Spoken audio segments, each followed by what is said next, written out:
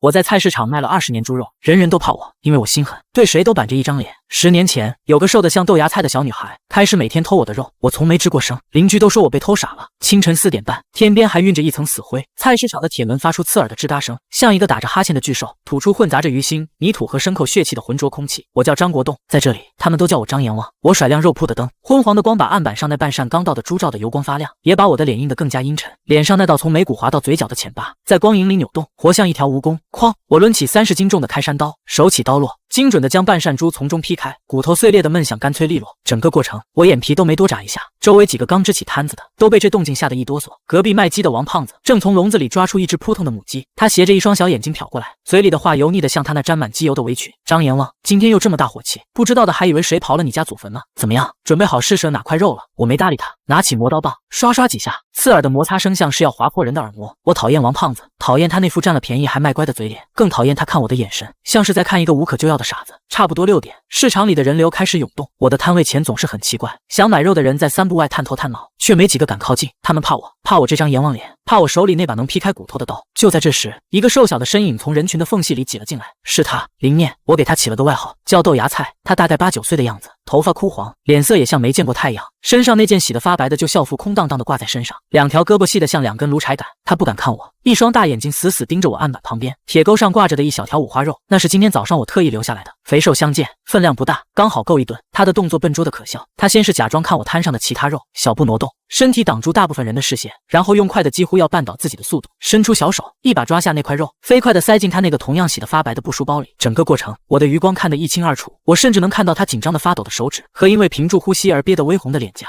我故意转过头，对着一个犹豫不决的大妈粗声粗气地喊：“到底要不要？不要别挡着道。”大妈被我吓得一哆嗦，赶紧走了。就在豆芽菜以为自己得手，准备转身溜走的时候，王胖子那杀鸡一样的嗓门划破了市场的嘈杂：“哎，抓小偷啊！那小丫头片子偷东西了！张阎王，你眼睛瞎了？肉被偷了都不知道！”他这一嗓子瞬间吸引了周围所有人的目光，几十双眼睛齐刷刷地射向那个僵在原地的瘦小身影。豆芽菜的脸刷一下变得惨白，像一张薄纸。他抱着书包，身体抖得像秋风里的落叶，惊恐地看着围过来的人群，眼泪在眼眶里打转，却倔强的不肯掉下来。我心头一股无名火蹭的就窜了起来，哐当！我猛地把手里的屠刀砍进面前的案板里，刀刃入木3分，整个肉案都震了一下。我抬起头，一双布满血丝的眼睛死死地瞪着王胖子，声音是从牙缝里挤出来的：“你他妈再多说一个字，信不信我把你那根烂舌头割下来下酒？”我的声音不大，但市场里所有人都听见了，那股子从屠宰场带出来的煞气，让周围的空气都冷了几分。王胖子被我那要杀人的眼神吓得脖子一缩，后面的话全噎在了喉咙里，脸上肥肉一抖一抖，屁都不敢再放一个。周围看热闹的人也都静了声，窃窃私语：这张阎王真是傻了，被人偷了还帮着小偷说话，可不是吗？天天被这丫头偷，我看他脑子是有问题，凶有什么用？还不是个冤大头！我不在乎这些议论，我拔出案板上的刀，面无表情地走到豆芽菜身边，他吓得闭上了眼睛，小小的身体抖得更厉害了。我没看他，只是用所有人都听得到的声音说：“赶紧滚！”他像是得了大赦，睁开眼看了我一眼，那眼神复杂极了，然后抱着他的书包，头也不回地冲出了人群。我回到摊位前，无视那些探究和嘲讽的目光，从油腻的围裙口袋里掏出一个巴掌大的、封面已经磨得发黑的小本子。我翻开本子，用夹在里面的铅笔头在密密麻麻的记号后面重重地画下了一笔。那本子上全是这样的记号，一笔一笔，像刻上去的一样。我的心里响起一个只有自己能听见的声音：“丫头，今天这块五花肉算你欠我的第1256次。我为什么纵容他？这本子上的账到底记的是什么？我不知道，我只知道这盘棋我下了3年多，还远没到收官的时候。王胖子那颗贼心显然没被我一刀吓退，他就像茅坑里的石头，又臭又硬，总想着法子要看我出丑。接下来的几天，他看我的眼神愈发轻蔑，嘴角的冷笑几乎就没放下来过。他不再大声嚷嚷，而是开始跟周围的摊贩，甚至是一些老主顾，添油加醋地描述我包庇小偷的傻事。你们是没看见，那小丫头手脚可利索了，这张阎王呢，就跟个木头桩子似的杵在那儿，眼睁睁看着人家拿。我好心提醒他，他还冲我发火，要拿刀砍我。你说说，这是不是被那小狐狸精给迷了心窍了？风言风语像苍蝇一样嗡嗡作响，惹人心烦。有些熟客开始绕着我的摊子走，宁愿去别家买不那么新鲜的肉。我知道王胖子在背后搞鬼，他甚至跟市场管理员老李头打了好几次小报告。老李头是个欺软怕硬的主，平时收了王胖子不少好处，自然是向着他。那天下午，市场里人不多，天阴沉沉的，像是要下雨。我预感要出事，果然，豆芽菜的身影刚一出现，我就看到王胖子给不远处角落里的老李头使了个眼色。豆芽菜还是老样子，低着头，像个小小的幽灵，悄无声息地朝我的肉摊挪过来。就在他的手即将碰到那块我为他准备好的里脊肉时，王胖子和老李头猛地从旁边冲了出来，抓住他了！人赃并获！王胖子那得意的吼声震得整个市场都嗡了一下。他一只肥手死死地抓住了豆芽菜系的可怜怜的手腕，另一只手指着他，像是抓到了什么十恶不赦的罪犯。老李头也装模作样的背着手，板着脸，一副官派十足的样子。豆芽菜吓得魂飞魄散，脸色惨白如纸，手里的那块肉啪的一声掉在了满是污水的地上。他挣扎着，却怎么也挣不开王胖子那铁钳一样的手。张阎王，这下看你怎么说，我们帮你抓到小偷了，你可得好好谢谢我。王胖子洋洋得意地看着我，脸上的肥肉笑得都在颤抖。周围的摊贩和零星的顾客都围了上来，指指点点。豆芽菜被这阵仗吓坏了，眼泪终于决了堤，顺着他脏兮兮的脸颊往下流，哭声压抑在喉咙里，发出小猫一样的呜咽。我心里那股火疼的一下烧到了天灵盖，我放下手里的刀，拿起挂在旁边的毛巾，慢条斯理的一根一根的擦着手指上的油污。我的动作很慢，慢到周围的空气都仿佛凝固了。擦完手，我把毛巾扔在案板上，缓缓地朝他们走过去。我的目光没有落在豆芽菜身上，而是越过他，死死地盯在管理员老李头的脸上。我让他帮我把这块肉拿去给我妈，有问题。我的声音平静的没有一丝波澜，但每个字都像冰碴子一样。老李头一愣，显然没想到我会这么说。王胖子急了，他跳着脚喊：“你胡说！你妈不是早就……我妈什么时候死的？轮得到你来提醒？”我眼神一寒，厉声打断他。我的目光像刀子一样剜得王胖子瞬间闭上了嘴。我往前一步，逼近老李头，从围裙口袋里掏出一张皱巴巴的100块钱，直接摔在他的脸上。这是给你的茶水钱，现在带着你的狗滚！那张纸币轻飘飘的落在地上，却像一个响亮的耳光，抽在老李头和王胖子的脸上。老李头的脸一阵红一阵白，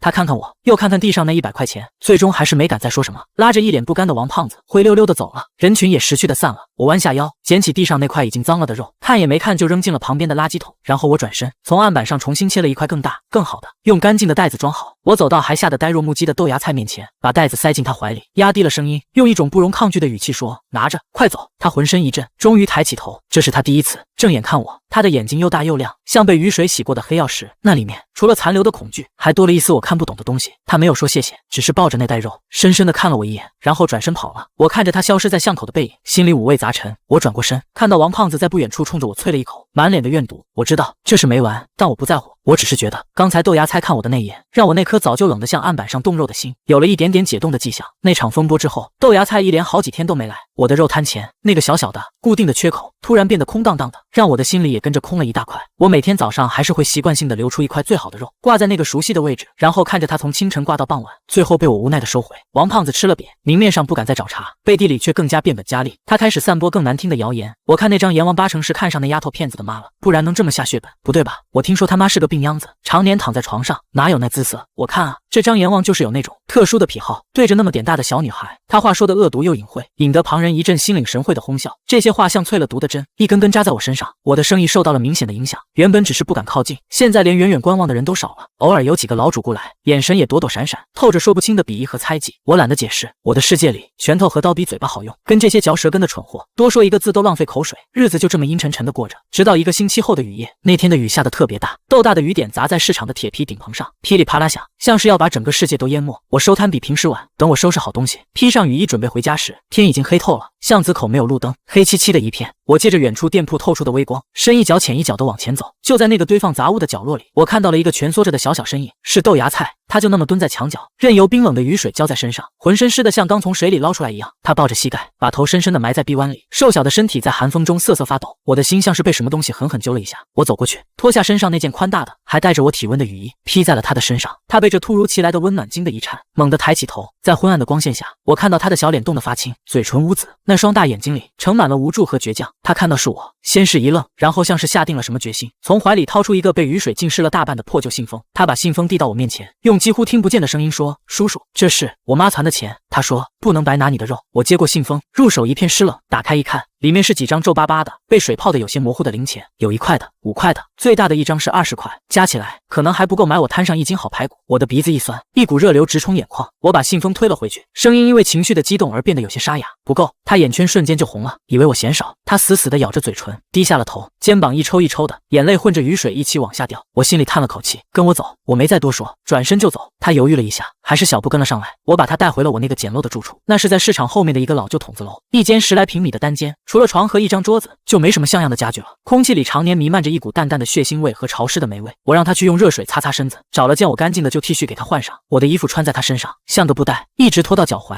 我没管他，转身去厨房，用剩下的肉末和面条给他煮了一碗热气腾腾的肉末面。面端上来的时候，他正局促不安地坐在小板凳上，闻到香味，他的肚子不争气地咕咕叫了起来。吃吧。我把碗推到他面前，他抬眼看了我一下，然后就狼吞虎咽地吃了起来，像是饿了好几天的狼崽子。滚烫的面条他也顾不上吹，烫得他丝丝抽泣，眼泪都流了出来，却还是不停地往嘴里塞。我没说话，就坐在他对面，点了一根烟，静静地看着他吃。等他连汤都喝得一干二净，我才掐灭了烟头，从床头的抽屉里拿出了那个黑色的、封面已经磨损的小本子。我把它放在桌上，第一次在他面前翻开了它，哗啦哗啦，泛黄的纸页在昏暗的灯光下翻动，每一页都画着密密麻麻的正字记号。我指着其中一页，对他说：“你看。”他凑过来，小小的脑袋几乎要碰到本子。他看到，在那些记号的后面，还用极小的字写着一些备注：2012年冬至，丫头穿得太单薄，加块排骨给他妈炖汤补身体；2013年夏天，天热，胃口不好，给块瘦肉剁成馍好下口；2013年10月，听隔壁摊说他最近总咳嗽，买点猪肝让他妈给他熬粥。一页一页，一年一年。我把本子合上，看着他那双写满了震惊和不解的眼睛，一字一句地告诉他：这账本不是催债的，这是记着你每天吃了什么，长了多少肉。你太瘦了，像棵没长开的豆芽菜，风一吹就倒。等你长大了，长结实了，有出息了，再来跟我一笔一笔的算这笔账。那时候你欠我的就不是这点肉钱了。他呆呆地看着我，嘴巴微微张着，半天说不出一句话。那双大眼睛里有什么东西正在悄悄融化，然后汇聚成滚烫的液体，一滴一滴砸在了那本黑色的账本上。那个雨夜之后，我和豆芽菜之间仿佛缔结了一道无声的契约，偷这个带着屈辱和恐惧的字眼从我们的世界里消失了，取而代之的是拿。他不再像以前那样做贼似的趁我不备，每天下午放学后，他会准时出现在我的摊位前，不再躲闪，也不再害怕。他会走到我面前，把沉甸甸的书包放在脚边，然后对着我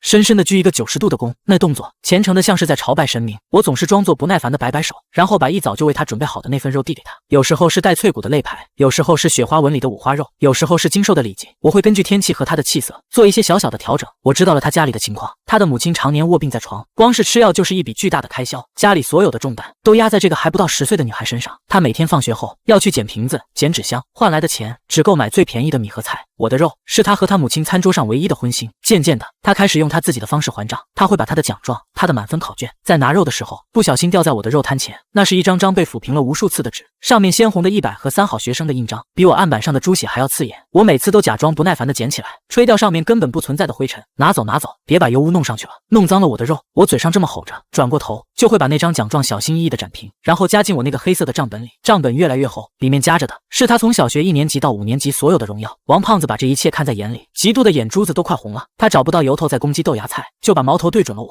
哟，张阎王，可以啊，这是改行当爹了，养闺女呢。他阴阳怪气的嘲讽。我当时正在剔一块大骨，闻言，我停下手中的火，举起那把锋利狭长的剔骨刀，在眼前晃了晃，刀锋在灯光下闪着寒光。我乐意，你管得着？我冷冷地瞥了他一眼，他立刻就怂了，讪讪地转过头去，嘴里还在小声嘀咕着什么神经病。日子就这样平静而默契地流淌着，直到豆芽菜小学毕业那年的冬天。那天他没有像往常一样来拿肉，第2天、第3天他都没有来。我心里开始发慌，却又拉不下脸去打听。直到第4天下午，他突然出现在我的摊前，他的眼睛又红又肿，像是哭了一个晚上。他走到我面前，扑通一声，直直地跪了下去。整个市场的人都惊呆了，所有目光都聚焦在我们身上。他跪在满是油污和血水的地上，仰着头看着我。这是他第一次开口求我：叔叔，救救我妈！医生说她要做手术，需要很多钱。我没有钱。他的声音里带着绝望的哭腔，每一个字都在发抖。叔叔，求求你，救救我妈！我长大了，一定做牛做马报答你。我给你当女儿，我给你养老送终。他一边说，一边重重地给我磕头。那瘦弱的额头撞在水泥地上，发出咚咚的闷响。我的心像是被人用那把剔骨刀一刀一刀的凌迟，周围的议论声像潮水一样涌来。这丫头为了他妈脸都不要了。张阎王能有什么钱？一个卖猪肉的，看他怎么收场。王胖子更是幸灾乐祸，抱着胳膊站在一边，准备看我的好戏。我没有理会任何人，我二话不说，转身回到摊位后面，从最底下的一个暗格里拖出了一个锈迹斑斑的铁盒子。这是我全部的家当，也是当年我父亲重病，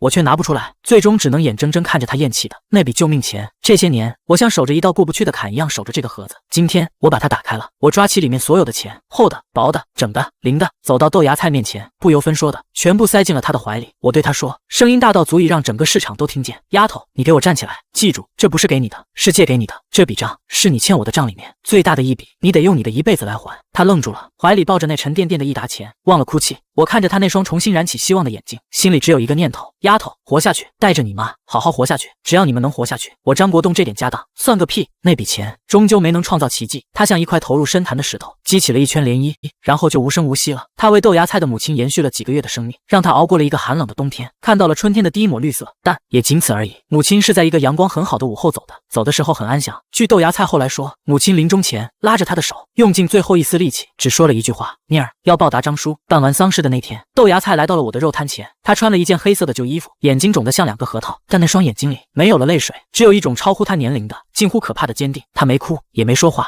只是走到我面前，从口袋里拿出一个东西，轻轻地放在了我的案板上。那是一个银手镯，样式很老旧了，表面也有些发黑，但看得出被主人抹撒得很光滑。叔叔，我妈走了。她的声音沙哑得像被砂纸磨过，这是我妈留给我唯一的东西。从今天起，我为你活。最后那句话，她说的斩钉截铁。案板上沾着血污，那只银手镯躺在上面，泛着凄冷的光。我的心口像是被堵了一团棉花，又闷又胀。我把手镯拿起来，用围裙擦了擦，然后重新塞回她的手里，握紧了她的拳头。你妈给你的，收好。你听着，你不是为我活，你是为你自己，为你妈活。我盯着她的眼睛，一字一句地说，你最好的报答不是把命给我，你最好的报答不是把命给我，是给我考上最好的大学，活出个人样来，让我看看我张国栋这辈子到底有没有看错人。他重重地点了点头，把手镯紧紧地攥在手心，像是攥住了全世界。他转身离开，背影笔直，像一棵准备冲破所有阻碍的小树。从那天起，他的人生仿佛按下了快进键，他来我这里拿肉的次数变少了。我知道他把所有能用的时间都拿去打零工和学习了。他去餐馆洗过碗，去工地搬过砖，去发过传单。他那双本该握笔的手变得粗糙，长满了茧子，但每次他来，眼神都比上一次更亮更锐利。那是一种在黑暗中看到了光，并且拼了命要去追逐的光。我知道这颗被我浇灌了多年的豆芽菜正在拼命地吸收着所有的阳光雨露，准备在某一天石破天惊地破土而出。他中考那天，我特意提前收了摊，在考场外面的树荫下等了他一下午。他走出考场，在人群中一眼就看到了我，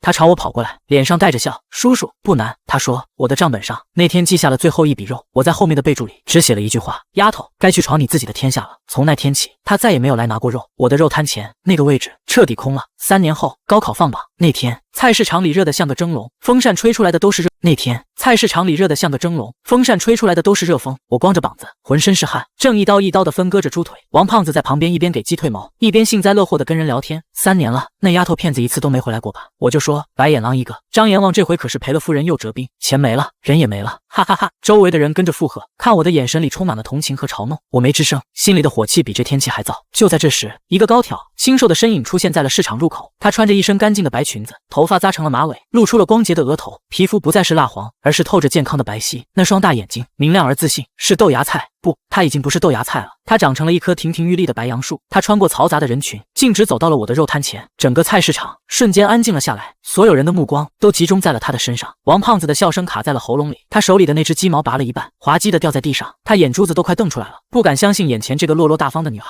就是当年那个偷肉的小偷。林面没有理会任何人，他的眼里只有我。他从随身的帆布包里拿出一份红色的烫金的文件，双手捧着递到我面前，然后当着所有人的面，他对着我深深的鞠面前，然后当着所有人的面，他对着我深深的鞠了3个躬，每一个都那么标准，那么用力。张叔，他抬起头，眼眶里闪着晶莹的光，没有你就没有我的今天，这份恩我记一辈子。我接过那份文件，手有些抖，那是一张录取通知书，上面的字像烙铁一样烫进了我的眼睛。首都协和医学院临床医学8年制本硕博连读，首都协和医生。我的眼眶瞬间就热了，视线开始模糊，我努力的眨了眨眼，想把那股酸涩逼回去，却怎么也做不到。周围炸开了锅，天啊，协和医学院那可是全国最好的医学院，这丫头这么有出息。张阎王这算是熬出头了。王胖子的脸比他那案板上的死鸡还白，嘴巴张得能塞下一个鸡蛋，一个字也说不出来。我板着那张横了半辈子的脸，努力让自己的声音听起来和平时一样粗暴。哭什么哭，出息了不起了？我吼他，声音却在发颤。学费怎么办？林面笑了，笑中带泪。学校全免了学杂费，还给了全额奖学金，剩下的生活费我自己能搞定。我哼了一声，转身又从那个铁盒子里拿出了我这几年攒下的所有钱，大概有2万多，用一个黑色的塑料袋装着，拍在了他的手里。穷家富路，拿着，别给老子在外面丢人。王胖子终于找回了自己的声音，酸溜溜地说了一句，读医要8年呢，8年之后出来，黄花菜都凉了，看他到时候怎么报答你。我听了没生气，反而第一次当着所有人的面发自内心的笑了。我看着眼前这个我一手喂大的女孩，看着她那双清澈而坚定的眼睛，我对着王胖子，也对着所有人说，我等得起。那一天，整个菜市场的人都看到了张阎王的笑，他们不知道我这辈子做的最得意的一笔买卖，不是卖了多少猪肉，而是赌赢了这一个女孩的未来。林念去了首都上大学，像一只终于挣脱了束缚的鸟，飞向了广阔的天空。最初的2年，他像个恋家的孩子，每个寒暑假都会准时回来。他不再是那个需要我接济的豆芽菜，而是成了我的帮手。他会穿着干净的围裙，站在我身边，帮我招揽顾客，帮我收钱找零。他一点也不嫌弃这里的油腻和血腥，反而做得有模有样。他的笑容和礼貌为我这个阎王摊招来了许多意想不到的客源。收摊后，他会坐在我的小屋里，叽叽喳喳地给我讲学校里的事，讲那个严厉又可爱的解剖学教授，讲福尔马林池子里那些沉默的大体老师，讲他第一次穿上白大褂时的激动，讲他立志要成为一名心外科医生的梦想。我听不懂那些复杂的医学名词，但我喜欢看他说话时眼睛里闪烁的光，那光比我肉铺顶上那盏昏黄的灯泡亮1万倍。那2年是我这辈子过得最舒心的日子，我觉得自己不再是一个孤单的屠夫，而是一个有了盼头的父亲。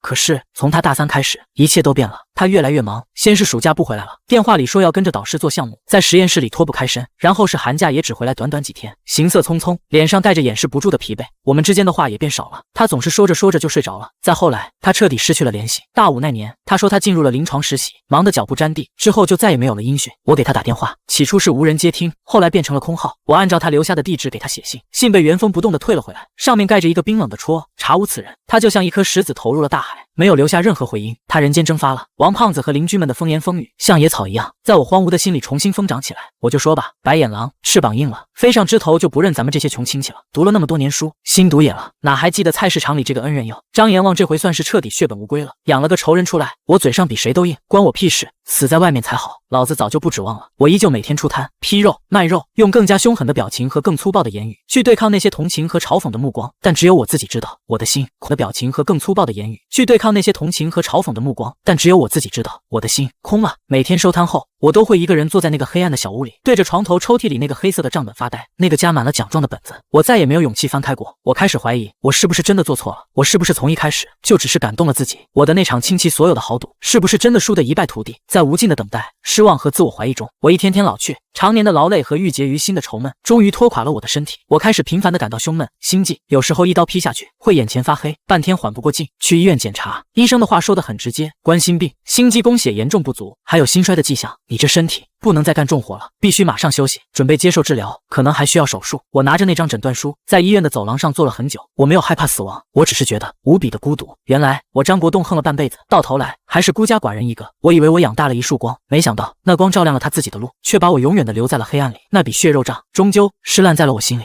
10年，距离林念金榜题名已经过去了整整10年。我的身体一天不如一天，心脏的绞痛越来越频繁，每一次都像有一只无形的手在死死攥住我的心脏，让我喘不过气。医生下了最后通牒，再不手术，我随时可能倒下，再也站不起来。肉摊的生意我已经没力气做了，案板上积了一层灰，那把陪了我半辈子的屠刀也开始有了锈迹。我准备关门歇业了。就在我准备摘下那块褪了色的张记肉铺招牌的那个下午，一个穿着蓝色制服的快递员骑着电瓶车停在了我的摊前。请问是张国栋先生吗？您有一个包裹。我愣住了，我这辈子除了收水电费单，从没收过什么包裹。我接过那个沉甸甸的用牛皮纸包的方方正正的包裹，在寄件人那一栏，我看到了2个让我心脏骤停的字：林念。寄件地址是一串我看不懂的，但开头那几个字却无比清晰的地址：首都协和医院心胸外科。我的手开始不受控制的发抖，那把拿了20多年、重达30斤的屠刀都稳如泰山的右手，此刻却几乎拿不住这个小小的包裹。王胖子不知什么时候凑了过来，探头探脑的看热闹，嘴里还是那股酸味。哟，张阎王，10年了，那白眼狼终于记起你了，